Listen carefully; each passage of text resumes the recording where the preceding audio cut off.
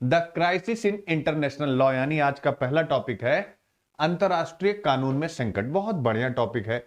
जैसे हम पढ़ते हैं ना विश्व व्यवस्था, तो आज हम विश्व व्यवस्था पर पढ़ने जा रहे हैं। वर्ड की विश्व व्यवस्था में आज अगर हम कहें तो विश्व व्यवस्था, वर्ल्ड ऑर्डर में आज, विश्व व्यवस्था में आज यूएन कहां खड़ा, यूनाइटेड नेशन कहां खड़ा है, और यूनाइटेड नेशन की प्रासंगिकता से संबंधित बहुत से विषय हम चर्चा करने जा रहे हैं। तो आइए देखें संयुक्त राष्ट्र संघ, संयुक्त राष्ट्र संघ का चार्टर जो कि एक अंतरराष्ट्रीय कानून है, उस अंतरराष्ट्रीय कानून का अनुपालन कितना हो रहा है या नहीं हो रहा है। अगर नहीं हो रहा है तो क्या संयुक्त राष्ट्र संघ प्रासंगिक है, और अगर नहीं है तो उसे प्रासंगिक बनाने के लिए क्या कदम उठाने की जरूरत है। इन्हीं विषयों पर हम एक अच्छी चर्चा करने जा रहे हैं जिसको यूपीएससी के कई पेपर्स के साथ कनेक्ट करेंगे। और the crisis in international law, अंतरराष्ट्रीय कानून में संकट। तो देख लेते हैं एक बार पहले इश्यू क्या है, मैंने बताया, उसके बाद भी एक बार इश्यू देख लेते हैं। व्हाट इज द इश्यू, जिस विषय पर यह एडिटोरियल लिखा गया, यानी वह मुद्दा क्या है जिस पर यह एडिटोरियल लिखा गया है। वह लिखा गया कि भाई विश्व कोविड-19 ऐसी एक बड़ी विपदा से, एक बड़ी आपदा से उबर रहा था। 2020-21 जो कि आपदा के वर्ष रहे हैं, कोविड को लेकर के वहां से विश्व उबर रहा था, अर्थव्यवस्थाएं पटरी पर आ रही थी, कोविड से होने वाली मौतों पर नियंत्रण स्थापित किया जा चुका था काफी हद तक। लेकिन उसी समय संपूर्ण विश्व के सामने एक और विपदा आती है। उस विपदा का नाम होता है यानी रशिया और यूक्रेन का युद्ध, जिसके कारण से संपूर्ण विश्व को एक जो है ग्लोबल सप्लाई चेन का व्यवधान सहना पड़ा। ग्लोबल सप्लाई चेन में डिसरप्शन हुआ और महंगाई बढ़ी और विश्व में एक अव्यवस्था का दौर बढ़ा जो आज भी जारी है, यानी वर्ष 2023 में भी जारी है। ठीक है, तो ये विषय यहां पर मुद्दे के रूप में चर्चा किया गया और कहा गया कि ये घटनाएं हो रही हैं, इसका मतलब है कि अंतरराष्ट्रीय कानून का अनुपालन नहीं हो रहा है। इसीलिए यह एडिटोरियल लिखा गया कि वर्तमान में विभिन्न देश जो संयुक्त राष्ट्र संघ के सदस्य हैं, वो संयुक्त राष्ट्र संघ के सदस्य हैं, संयुक्त राष्ट्र संघ के चार्टर के हस्ताक्षरकर्ता, उसको स्वीकार करने वाले, यानी संयुक्त राष्ट्र के नियम कानूनों को स्वीकार करने वाले सदस्य देश हैं संयुक्त राष्ट्र संघ के, लेकिन वो संयुक्त राष्ट्र संघ के कानूनों को नहीं मान रहे हैं और स्वयं ही अपने कृत्यों से, अपने एक्शन से संयुक्त राष्ट्र संघ को कमजोर कर रहे हैं। और इसी विषय को लेकर के हम पूरी चर्चा करने जा रहे हैं, आगे विस्तार से पढ़ेंगे। तो पहले चलिए देख लेते हैं ये टॉपिक हमारे लिए क्यों इंपॉर्टेंट है। क्या है हमारे लिए क्यों इंपॉर्टेंट है, क्यों एक यूपीएससी का एस्पिरेंट इस टॉपिक को पढ़े कि अंतरराष्ट्रीय कानून संकट में है। तो GS2IR, इसके साथ साथ जिनका भी PSIR ऑप्शनल है, ठीक है, तो इंग्लिश मीडियम के बच्चों के लिए PSIR बहुत अच्छा, बट हिंदी मीडियम में थोड़ा सा विचार करके आप लीजिएगा। GS2IR में अगर हम जाते हैं, देखिए महत्वपूर्ण अंतरराष्ट्रीय संस्थान, संस्थाएं और मंच, उनकी संरचना और अध्यादेश, important international institution, agencies and for their structure, mandate. अब महत्वपूर्ण अंतरराष्ट्रीय संस्थान में सबसे महत्वपूर्ण संस्थान है यूनाइटेड नेशन यानी संयुक्त राष्ट्र संघ। अब संयुक्त राष्ट्र संघ का मैंडेट है, मैंडेट क्या है अभी आप पढ़ेंगे, यूएन चार्टर। क्या है, यूएन चार्टर है। और इस यूएन चार्टर में क्या कहा गया है कि ये जो यूनाइटेड नेशन है विश्व में शांति, सुरक्षा और समृद्धि, पीस, सिक्योरिटी और प्रॉस्पेरिटी के लिए काम करेगा। और यूएन चार्टर पर हस्ताक्षर करने वाले सभी देश यूनाइटेड नेशन के इस उद्देश्य के साथ अपने आप को जोड़ करके चलेंगे, यानी विश्व में शांति, सुरक्षा और समृद्धि। तो ये मैंडेट है संयुक्त राष्ट्र संघ का, और जो सदस्य देश इसके हस्ताक्षर करता है यानी संयुक्त राष्ट्र संघ के सदस्य हैं, तो उनका भी ये मैंडेट अपने आप बन जाता है। तो इसका मतलब इस यूनिट के साथ सीधे सीधे कनेक्ट हो रहा है। और आइए देखें कि इस यूनिट से मॉडल क्वेश्चन क्या आएगा, और ये मॉडल क्वेश्चन मैंने किस बेस पे बनाया है वो भी आपके सामने रखने वाला हूं। तो ये जो क्वेश्चन है ये आपके सामने आ रहा है, do you agree with the view that in the present scenario United Nations has been losing its relevance, elucidate with examples. क्या आप इस विचार से सहमत हैं कि वर्तमान परिदृश्य में संयुक्त राष्ट्र अपनी प्रासंगिकता खो रहा है? उदाहरण सहित स्पष्ट कीजिए। अब देखिए ये एग्जाम्पल कहां से लाएंगे, तो हम बहुत से एग्जाम्पल के साथ पढ़ने जा रहे हैं कि हां यह बात सत्य है कि वर्तमान दौर में यूनाइटेड नेशन अपनी प्रासंगिकता खो रहा है। और स्वाभाविक है, यूनाइटेड नेशन अपने आप में कोई सरकार नहीं है, यह विभिन्न देशों के समर्थन से चल रहा एक संगठन है। अब जब सदस्य देश जिनके समर्थन से यह चल रहा है, वही सदस्य देश इस संगठन के नियम कानूनों की धज्जियां उड़ा देंगे, उसका अनुपालन नहीं करेंगे, यूएन चार्टर के सिद्धांतों का उल्लंघन करेंगे, जिसको अपनाने के लिए उन्होंने जो है क्या एक हस्ताक्षर किया था, अगर वो अपने हस्ताक्षर को ही भूल जाएंगे तो स्वाभाविक अपने आप कमजोर हो जाएगा। तो यही इसी एंगल से आपको इस टॉपिक को उठाना है और उसके बाद पॉइंट पॉइंट पॉइंट पॉइंट में लिखते हुए चले जाना है। तो यह विषय हम पढ़ने जा रहे हैं, याद रखें। और इसको मैंने कैसे बनाया है वो आपको बता देता हूं। जैसे निबंध पूछा था कब, 1996 में, 1996 में, इसी के आधार पर मैंने वह मॉडल क्वेश्चन बनाया। वर्तमान की वास्तविकताओं के परिप्रेक्ष्य में संयुक्त राष्ट्र संघ की पुनः संरचना। गजब है, आज यह restructuring of the United Nation organisation to reflect present realities. अब ये मेरी निगाह में ये जो टॉपिक है, मेरी निगाह में ये जो टॉपिक है आज भी, यानी 2023 में, 24 में, 25 में, ये कभी भी पूछे, आगे आगे आगे सेम यही टॉपिक आज 100% रेलिवेंट प्रतीत हो रहा। आप सब बताएं प्रतीत हो रहा है कि नहीं।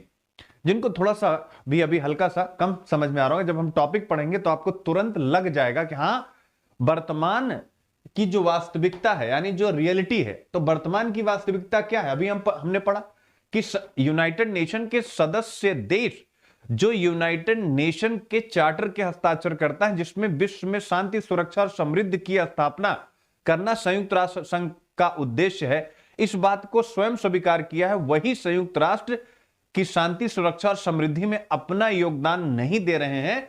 तो ऑब्वियस है, वर्तमान की वास्तविकता यही है कि यूनाइटेड नेशन के नियमों कानूनों को उसके सदस्य देश धता बता दे रहे हैं, उसकी धज्जियां उड़ा रहे हैं। तो ऐसे में वर्तमान की वास्तविकता यही हो गई। और अब आवश्यकता इस बात की है कि संयुक्त राष्ट्र संघ की पुनः संरचना की जाए। क्या की जाए? पुनः संरचना की जाए। और पुनः संरचना कैसे होगी, इस विषय पर हम आगे चर्चा करेंगे। तो सीधा सीधा ये टॉपिक भी हम करने जा रहे हैं कि आज की वर्तमान वास्तविकता क्या है। बहुत अच्छे से पॉइंट बने हुए हैं, आपको मजा आने वाला है, ध्यान रखें आप। फिर ये हो गया आपका यानी जीएस में। अब हम आते हैं इथिक्स में। GS paper 4 ethics integrity aptitude में देख सकते हैं सिलेबस का सीधा सीधा पार्ट है आपके। क्या है सिलेबस का पार्ट? यहां से आप देख सकते हैं ethical issues in international relations and funding. क्या है? Ethical issues in international relation and funding. अंतरराष्ट्रीय संबंधों में नैतिक मुद्दे। अब आप देख सकते हैं अंतरराष्ट्रीय संबंधों में नैतिकता क्या है।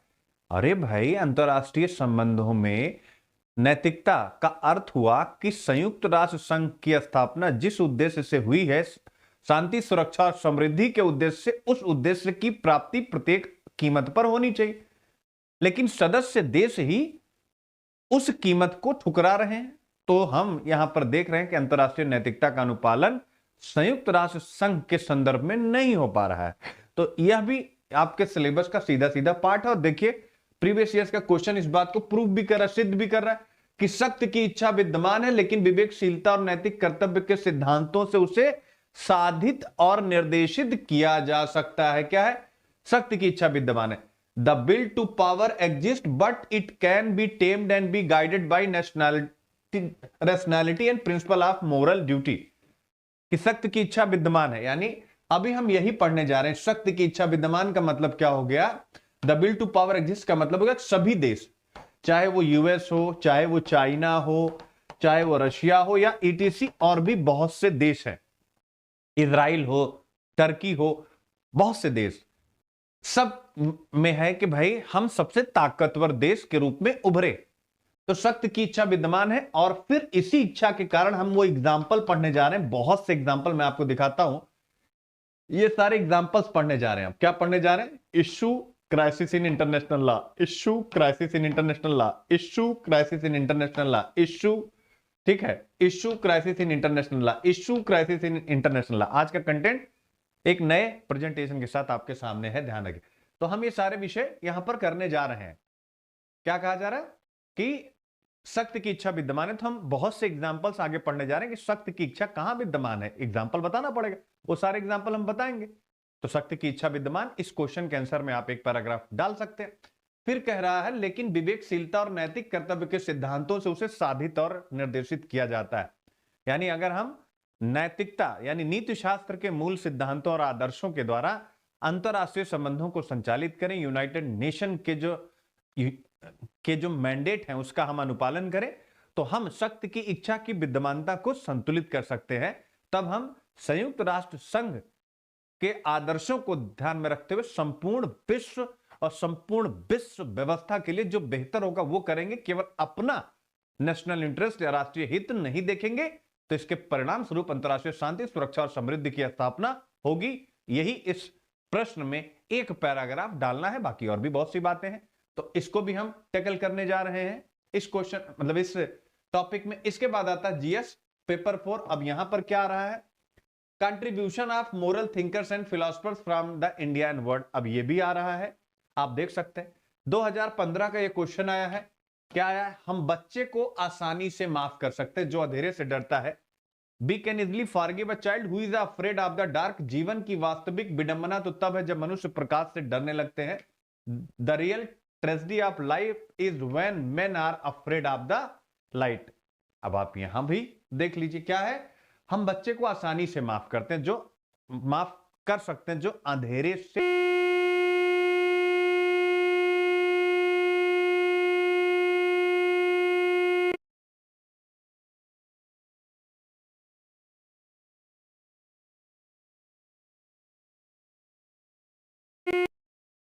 क्या है, यानी हम बच्चे को आसानी से माफ कर सकते हैं जो अंधेरे से डरता है। तो बच्चा मतलब क्या, बच्चा यानी जिसके पास ज्ञान की कमी है, वो अबोध है। अबोध है यानी अभी उसकी बुद्धि विकसित नहीं हुई, तो वह कुछ भी गलतियां करता है। कोई आपके घर में टूट फूट कर दे, कोई नुकसान पहुंचा दे, इनफैक्ट उसकी गलतियों से घर में आग लग जाए या व्हाटएवर कुछ भी हो जाए, तो हम उसे माफ कर सकते हैं क्योंकि अभी उसकी बुद्धि विकसित नहीं हुई। ये सिंपल सा स्टेटमेंट। जो अंधेरे से डरता है, जीवन की वास्तविक विडंबना तो है जब मनुष्य प्रकाश से डरने लगते हैं। ये मनुष्य यानी जब एक व्यक्ति बड़ा हो जाता है, मस्तिष्क उसका विकसित हो जाता है और वो किसी भी, चाहे वह एक व्यक्ति रहे या किसी देश का नेतृत्व करे, दोनों की ही बात हो रही है, मनुष्य प्रकाश से डरने लगता है। यानी मनुष्य कौन, लीडर और एक व्यक्ति भी। तो यहां पर ये जो कोटेशन आया हुआ, इस एडिटोरियल से हम कैसे इंटरलिंक करेंगे, ध्यान रखिएगा। यहां पर मनुष्य क्या है, यहां पर मनुष्य विश्व के नेता। कौन है, विश्व के जो भी नेता है, विभिन्न देशों के राष्ट्राध्यक्ष जो अभी भी हैं और जो पहले भी रह चुके हैं। तो विश्व के नेता अगर प्रकाश से डरने लगते हैं, प्रकाश यानी जो सही है, पॉइंट को समझिए, प्रकाश यानी जो सही है, जो उचित है, जो वांछनीय है, जो करना चाहिए, अगर उसको ये भूलते हैं तो हम उन्हें माफ नहीं कर सकते हैं। तो विश्व के नेता आज क्या सही है जिसे भूल रहे हैं, वो है यूएन का चार्टर। यूएन का चार्टर जिस पर सभी सदस्य देशों ने हस्ताक्षर किया, इसमें है कि यूएन के चार्टर का उद्देश्य है विश्व में शांति, सुरक्षा और समृद्धि की स्थापना। लेकिन वैश्विक शांति, सुरक्षा और समृद्धि की कीमत पर लोग अपने राष्ट्रीय हितों को ज्यादा महत्व दे रहे हैं। यह इस बात को प्रमाणित करता है कि प्लेटो का यह स्टेटमेंट वर्तमान विश्व व्यवस्था में आज पूरी तरह से प्रासंगिक है, और यह पॉइंट आप यहां पर डाल सकते हैं। अब इसके बाद ए से आपके सामने मैंने बता ही दिया, निबंध वर्तमान की वास्तविकताओं के परिप्रेक्ष्य में संयुक्त राष्ट्र संघ की पुनः संरचना। तो ये रहा IQIP interlinking quality improvement programme. अब जो बच्चे कहते हैं सर नोट्स क्या बनाना है, जितना मैंने अभी बताया नोट्स में इतना ही बनेगा, बाकी सब स्टोरी होती है। जो एग्जाम्पल एक दो पॉइंट आएंगे वो आप निकाल लेंगे, बाकी और नोट्स में कुछ भी बनाने की जरूरत नहीं होती। यानी जो मैंने IQIP बताया, अब जो एग्जाम्पल्स बताऊंगा नोट्स में केवल उतना ही जाएगा, इसके अलावा कुछ भी नहीं जाएगा। अब आता है व्हाट इज द इशू, आपके सामने देख सकते हैं। तो ये मैंने आपको पहले बता दिया कि कोविड-19 से विश्व उबर रहा था, बट रशिया यूक्रेन के संकट ने विश्व को एक संकट में डाल दिया, जो इस बात का प्रमाण है कि जो भी यूनाइटेड नेशन के सदस्य देश हैं वो संयुक्त राष्ट्र संघ के चार्टर में दिए गए शांति, सुरक्षा और समृद्धि के सिद्धांत को अपने हक में ज्यादा देखते हैं, संपूर्ण विश्व और मानवता के हक में नहीं देखते हैं। जबकि यूनाइटेड नेशन की स्थापना संपूर्ण विश्व और मानवता के हक को स्थापित करने के लिए हुई थी कि संपूर्ण विश्व को किसी तृतीय विश्व युद्ध का सामना ना करना पड़े या अन्य मतलब जो भी भुखमरी है, गरीबी है, इसका समाधान हो। ऐसे ही अन्य अन्य बहुत से उद्देश्य। अब आता है संयुक्त राष्ट्र। यहाँ ये बताया गया था कि सभी देशों ने यूनाइटेड नेशन के चार्टर को अपनाया, यूनाइटेड नेशन के चार्टर को अपनाया। ठीक है, 26 जून 1945 को इस पर हस्ताक्षर किए गए और 24 अक्टूबर 1945 को यह 1945 को हमारे सामने आया। पीटी के लिए याद रखिएगा कब हमारे सामने आया, 24 अक्टूबर 1945 को हमारे सामने आया है। अब इसके बाद इसमें क्या है, संयुक्त राष्ट्र का चार्टर क्या, वही मैंने आपको बताया। इसमें अंतरराष्ट्रीय संबंध कैसे होंगे, इसके सिद्धांतों का वर्णन है। क्या है, अंतरराष्ट्रीय संबंध कैसे होंगे उसका वर्णन है, उसको यहां पर कोडिफाई किया गया है। और इसमें साफ कहा गया है कि किसी भी राज्य की संप्रभुता का उल्लंघन या अंतरराष्ट्रीय संबंधों में बल का उपयोग नहीं किया जाएगा, यानी शक्ति का उपयोग नहीं किया जाएगा। संयुक्त राष्ट्र संघ के चार्टर में लिखा है कि कोई भी राष्ट्र बल के प्रयोग के द्वारा अपनी सॉवरेंटी स्थापित नहीं करेगा, किसी भी देश पर अपने बल का प्रयोग नहीं करेगा। लेकिन अब हम आगे पढ़ेंगे कि लगातार संयुक्त राष्ट्र संघ के इस चार्टर के मैंडेट का उल्लंघन होता रहा है। उसमें कहा गया कि बल या शक्ति का प्रयोग नहीं करेंगे, बट एथिक्स के क्वेश्चन में आपने देखा भी, क्या देखा, यूनाइटेड नेशन कह रहा है कि बल का प्रयोग नहीं करेंगे। और यहां देख सकते हैं वो एथिक्स में कह रहा है कि वास्तविकता यह है कि शक्ति की इच्छा विद्यमान है, शक्ति की इच्छा विद्यमान है, लेकिन विवेकशीलता और नैतिक कर्तव्य के सिद्धांतों से उसे, तो शक्ति की इच्छा है, इसीलिए सभी देश इस चार्टर को क्या कर रहे हैं, अपने ढंग से देख रहे हैं और अपने राष्ट्रीय हितों में चार्टर के इस मूल सिद्धांत का उल्लंघन कर रहे हैं। और अन्य देशों पर, केवल रशिया ने यूक्रेन पर ही नहीं इन्वेजन किया, और भी देश ऐसा कर रहे हैं, जो अभी हम एग्जाम्पल के रूप में पढ़ने जा रहे हैं, याद रखिएगा। तो यहां यह कहा गया कि हालांकि संयुक्त राष्ट्र संघ एक तीसरा विश्व युद्ध रोकने में सफल रहा, लेकिन अंतरराज्यीय युद्धों को यह रोक नहीं पाया है। यानी इसकी स्थापना हुई थी विश्व में शांति के लिए, तो विश्व युद्ध तो अभी तक नहीं हुआ, लेकिन जो एक राज्य दूसरे राज्य पर आक्रमण कर रहा है उसको ये रोक नहीं पाया है। अपनी स्थापना के से लेकर के आज तक इस प्रकार की घटनाएं हो रही हैं। कुछ घटनाएं हम एग्जाम्पल के रूप में यहां पढ़ने जा रहे हैं, आइए देखते हैं। और राइटर कहते हैं कि 2023 में भी जो 2022 में हुआ वह देखा जा सकता है। अब आइए हम यहां से पढ़ते हैं। अंतरराष्ट्रीय कानून में संकट, यानी एडिटोरियल यही था। क्या था, क्राइसिस कहां पर, इंटरनेशनल लॉ में। इश्यू और क्राइसिस इन इंटरनेशनल लॉ आपके सामने देख सकते हैं। तो अब यहां पर आता है इश्यू क्या रहा है। सबसे पहला इश्यू जो उठाया गया है, जब संयुक्त राष्ट्र संघ की स्थापना हुई उसके बाद पहला इश्यू सबसे बड़ा विश्व के सामने, मानवता के सामने क्या आया, वह आया शीत युद्ध का दौर, यानी कोल्ड वार का दौर, जो तृतीय विश्व युद्ध में तो नहीं बदला, लेकिन हर समय ऐसा लगता था कि एक नया विश्व युद्ध हो जाएगा। यानी कोल्ड वार का मतलब होता है नाड़ियों में, धमनियों में, मस्तिष्क में लड़े जाने वाला युद्ध, यानी डिप्लोमेटिक रूप से लड़े जाने वाला युद्ध। तो द्वितीय विश्व युद्ध के बाद का विश्व युद्ध एक पूंजीवादी अमेरिका और एक कम्युनिस्ट सोवियत संघ के बीच एक युद्ध था। और इसमें क्या हो रहा था, शक्ति की प्रतिस्पर्धा हो रही थी, यानी शक्ति की इच्छा विद्यमान है। जो प्रश्न यहां लिखा हुआ है, क्या लिखा हुआ, फिर से एक बार आप देख लीजिए। क्या है प्रश्न, यहां लिखा हुआ है कि शक्ति की इच्छा विद्यमान है। क्या है, शक्ति की इच्छा विद्यमान है। इस पॉइंट को आप ध्यान रखिएगा। तो शक्ति की इच्छा विद्यमान है, और शक्ति की इच्छा की विद्यमानता का सबसे बड़ा प्रमाण है कोल्ड वॉर। और प्रथम विश्व युद्ध भी, सेकंड विश्व युद्ध भी, उसके बाद कोल्ड वॉर, ये सब शक्ति की इच्छा की विद्यमानता के प्रमाण है, ध्यान रखिएगा। ठीक है, अब इसके बाद बताया गया, अगर शक्ति की इच्छा विद्यमान है और प्रथम द्वितीय विश्व युद्ध के बाद शीत युद्ध आता है, और उस शीत युद्ध में दो शक्तियां आती हैं, एक तरफ पूंजीवादी अमेरिका, दूसरी तरफ साम्यवादी रूस। तो उसका अंतरराष्ट्रीय कानून पर क्या इंपैक्ट पड़ता है जरा देखिएगा। यानी जो कोल्ड वार में हो रहा था, तो आप देख सकते हैं शीत युद्ध हुआ, इसके बाद सोवियत संघ का विघटन हुआ, साम्यवाद का पतन हुआ, बहुपक्षवाद विकसित हुआ। अब आप देखिएगा, यानी कोल्ड वार हुआ, तो कोल्ड वार के बाद क्या क्या घटनाएं हुई, शीत युद्ध चला, सोवियत संघ का विघटन हुआ, साम्यवाद का पतन हुआ, बहुपक्षवाद का मतलब यानी द्वितीय विश्व युद्ध के बाद दो बाइपोलर वर्ल्ड का उदय होता है, याद रखिएगा, ठीक है ना। एक बाइपोलर वर्ल्ड का, रशिया और यूएस का, रशिया के नेतृत्व में यूएसएसआर का, और उसके साथ साथ यूएस का।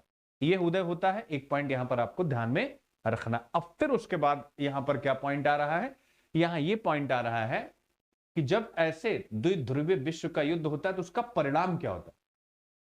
उसका परिणाम होता है शीत युद्ध, सोवियत संघ का पतन, उसके बाद साम्यवाद का पतन, सोवियत संघ के पतन के साथ बहुपक्षवाद, यानी बहुत से केंद्र अब उदित हुए, जिसमें अमेरिका भी रहा, रशिया भी रहा, चाइना भी निकल करके आया, बहुत से क्षेत्रीय संगठनों का निर्माण हुआ, संघाई कोऑपरेशन ऑर्गेनाइजेशन, ऐसे बहुत से संगठन, ठीक है, बहुपक्षवाद का विकास हुआ। लेकिन 1991 के बाद भी एक राज्य ने दूसरे राज्य पर युद्ध करना छोड़ा नहीं। आप यहां से देख सकते हैं, उत्तरी अटलांटिक संधि संगठन यानी नाटो ने कोसोवो पर बमबारी की और पश्चिमी देशों की सेनाओं ने संयुक्त राष्ट्र चार्टर की पूर्ण अवहेलना करते हुए इराक पर आक्रमण किया।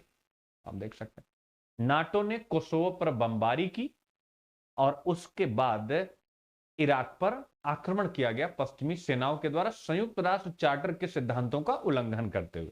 तो यही आपको बताया जा रहा है इंटरनेशनल लॉ का उल्लंघन कैसे हो रहा है, और संयुक्त राष्ट्र संघ के होते हुए अगर इंटरनेशनल लॉ का उल्लंघन हो रहा है तो स्वाभाविक है हमें संयुक्त राष्ट्र संघ की पुनर्संरचना पर विचार करना चाहिए। और हम यह भी कह सकते हैं कि संयुक्त राष्ट्र की प्रासंगिकता इस प्रकार की घटनाओं से छीड़ होती है। तो पहला पॉइंट तो ये रहा। अब दूसरा पॉइंट यहां पर आता है, दूसरा इशू। ये पहला इशू था जिस पर हम लोगों ने यह बताया कि अंतरराष्ट्रीय कानून में कैसे संकट है। अब ये दूसरा पॉइंट आ गया, दूसरा इशू आ गया। हम इसके आधार पर बताएंगे इंटरनेशनल लॉ के सामने क्या क्या क्राइसिस है। दूसरा है चीन का तेजी से उदय। ये एक मुद्दा है, चीन का तेजी से उदय, जो अच्छी बात है, लेकिन अब अगर इसका तेजी के साथ उदय हो रहा है तो इंटरनेशनल लॉ पर क्या इंपैक्ट पड़ रहा है, अब आप देख सकते हैं।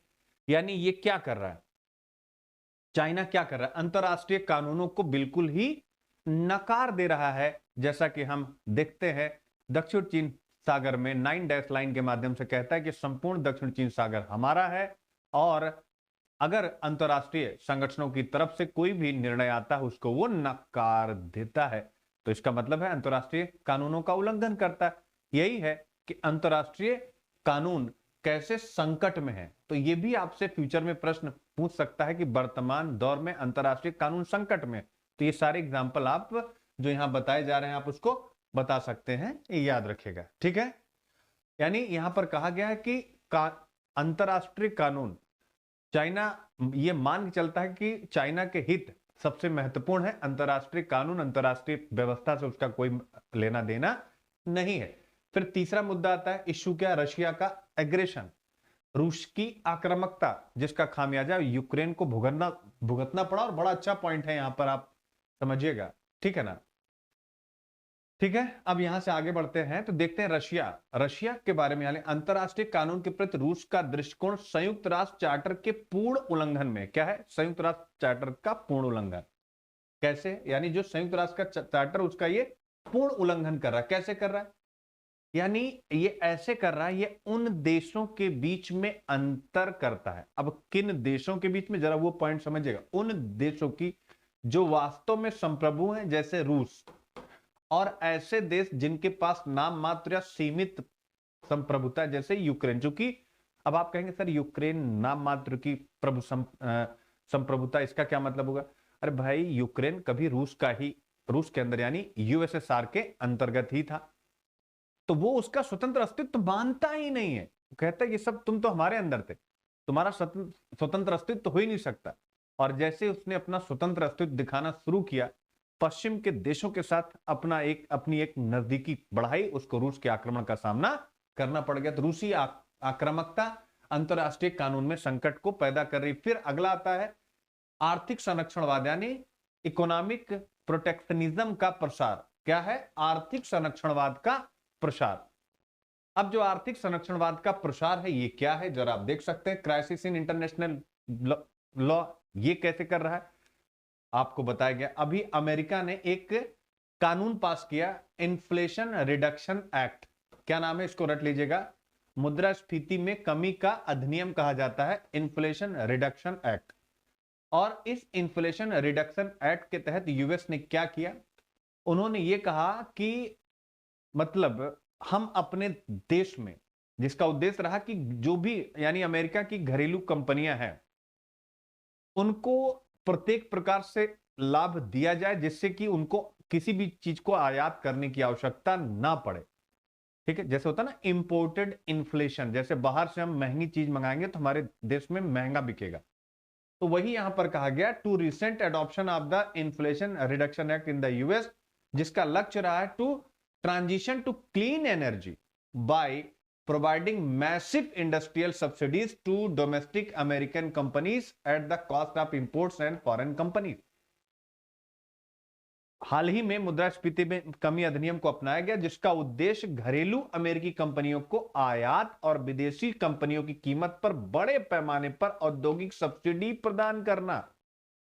ठीक है, जिससे वो स्वच्छ ऊर्जा में अपने आप को परिवर्तित कर सके। अब आप देख लीजिए, यानी उन अपनी औद्योगिक कंपनियों को सब्सिडी प्रदान करना।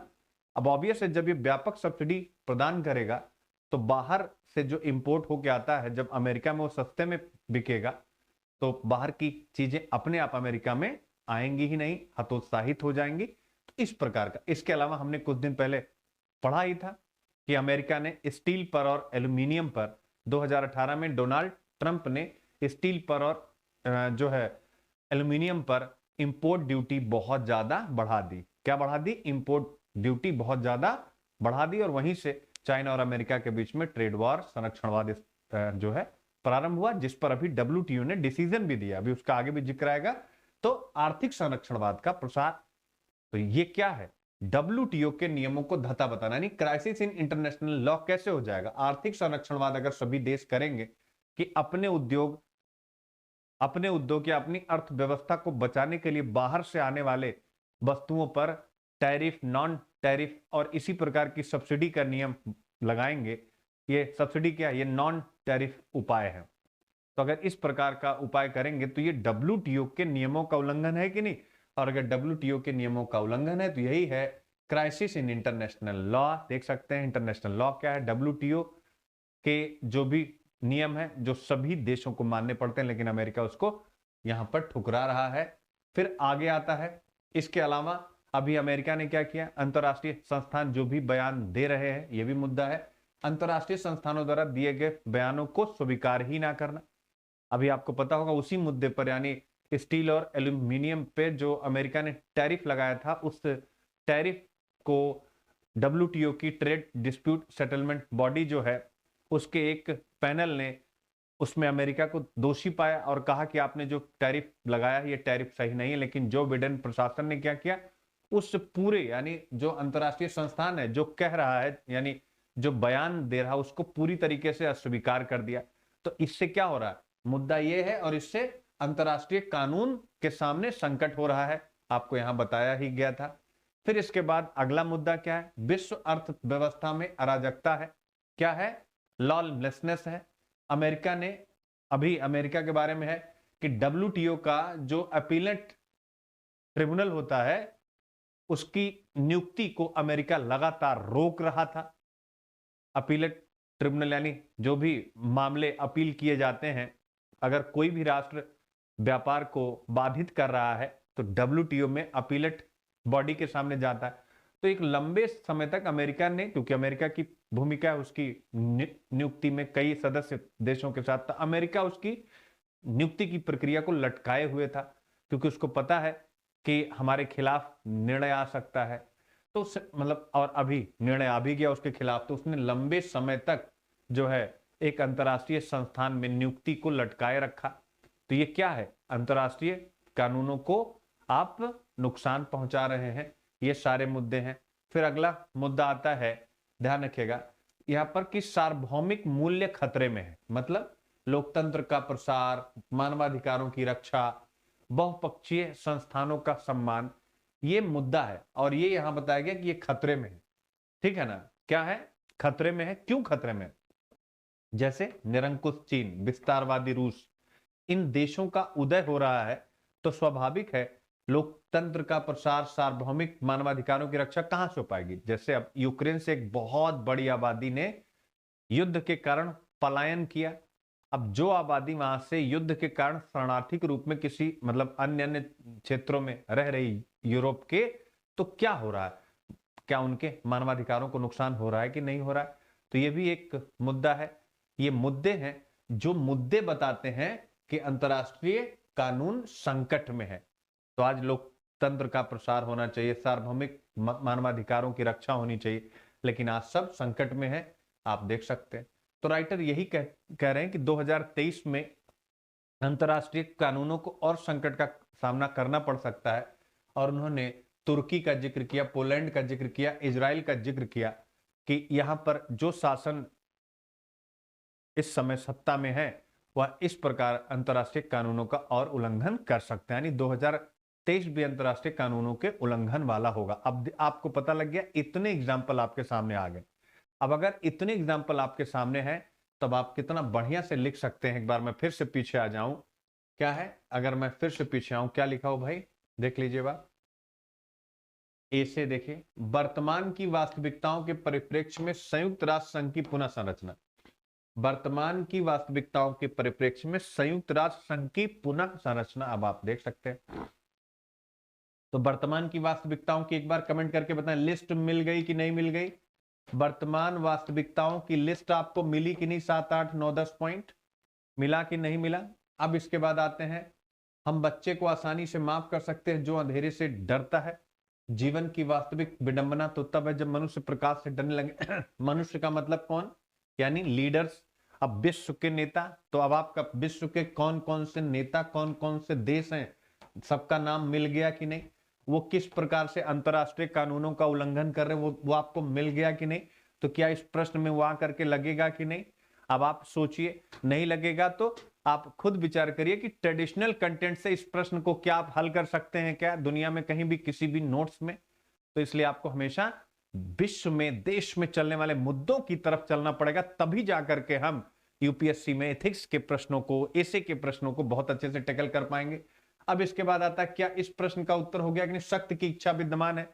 तो जो जो उदाहरण आए हैं अंतरराष्ट्रीय कानूनों के उल्लंघन के, क्या वो इस बात का प्रमाण नहीं है कि शक्ति की इच्छा विद्यमान है? बताएं एकदम से फटाफट, क्या शक्ति की इच्छा विद्यमान है? फिर अब ऑब्वियस है, अगर आपको ये पता लग गया कि शक्ति की इच्छा विद्यमान है, उसके ढेर सारे एग्जाम्पल मैंने करा दिए।